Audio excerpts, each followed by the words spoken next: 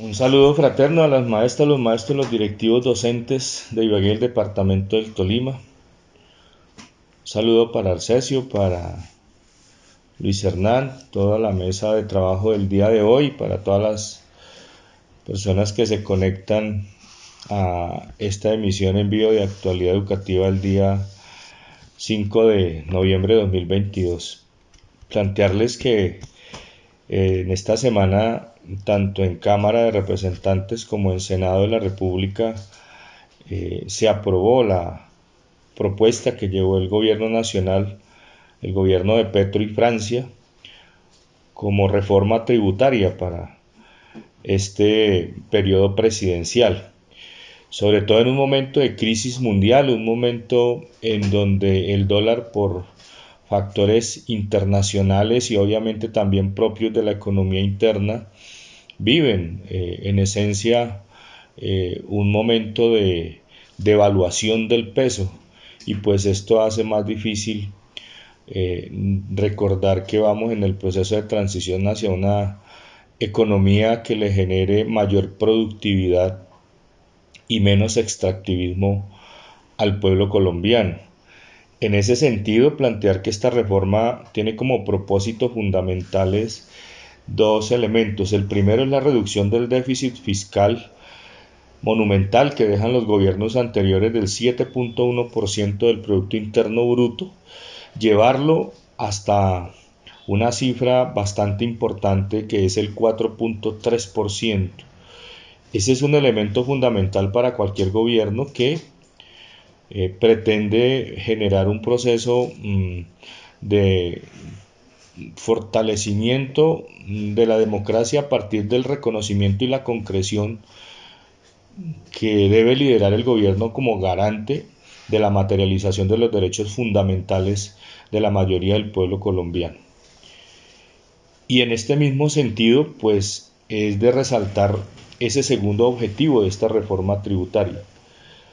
Una reforma tributaria que tiene también el propósito de encontrar al fin y de iniciar el camino de la justicia social que tanto se ha proclamado en discursos, pero que en la práctica se ve desvanecida por las decisiones que toman tanto en el Congreso de la República como quienes han ocupado la silla presidencial y todos los despachos ministeriales del gobierno durante más de 40, casi 50 años, y que nos tienen precisamente en la crisis que vivimos el día de hoy.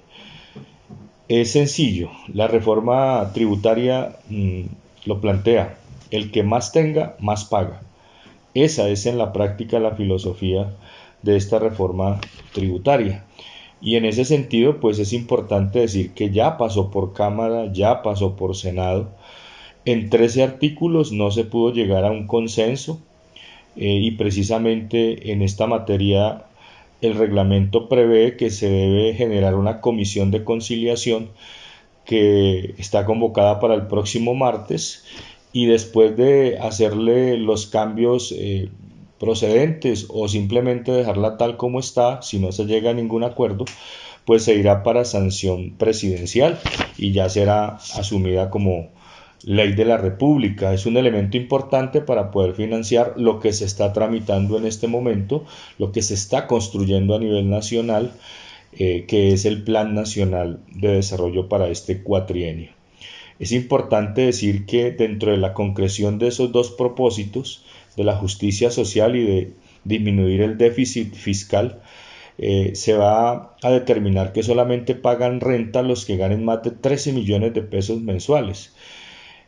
Pues esto es una noticia buena y es una noticia muy regular a la vez, porque es lamentable saber que apenas 250.000 de 50 millones de personas en Colombia tienen ese ingreso.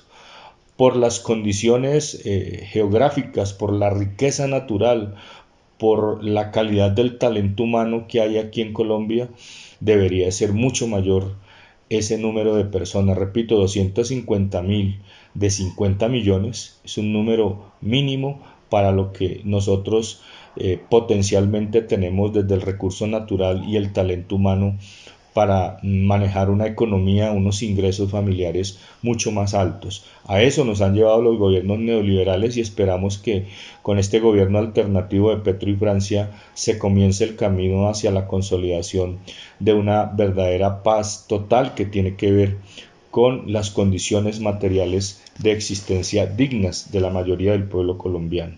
Igualmente es bueno decir que el impuesto al patrimonio, que ha sido otra de las grandes discusiones tributarias en el país, hoy tiene ya un camino labrado en esta reforma tributaria, porque lo que se aprobó es que ese impuesto al patrimonio lo van a pagar por fin las personas que mayores propiedades tienen. Y precisamente cuando el patrimonio llega a 3.000 millones se pagará el 0,5% de impuesto. Cuando supera los 5.000 millones pagarán el 1%. Y cuando superan los 10.000 millones pagarán el 1,5%. Quien más tiene es el que más tributa, y esa es la filosofía de esta reforma que pasó en el Congreso de la República durante esta semana. Por lo tanto, creemos que son unas expectativas bastante interesantes que permiten comenzar a pensar en que realmente es posible el cambio y que el gobierno está haciendo lo que tiene que hacer y lo que prometió en campaña y lo que se exigió desde el estallido social y las distintas formas de movilización que se llevaron a cabo especialmente durante los últimos 3 años. Por eso los invitamos, compañeras y compañeros, a que el próximo 15 de noviembre tenemos que salir a la calle. Tenemos que respaldar este gobierno y tenemos que seguir en el propósito de coadyuvar, de prepararnos para gobernar, para apoyar desde las propuestas, ya no solamente de la exigencia, desde la movilización que continuará, sino que también tenemos que generar propuesta para transformar social, económica y políticamente este país. Abrazo fraterno, solidario y combativo.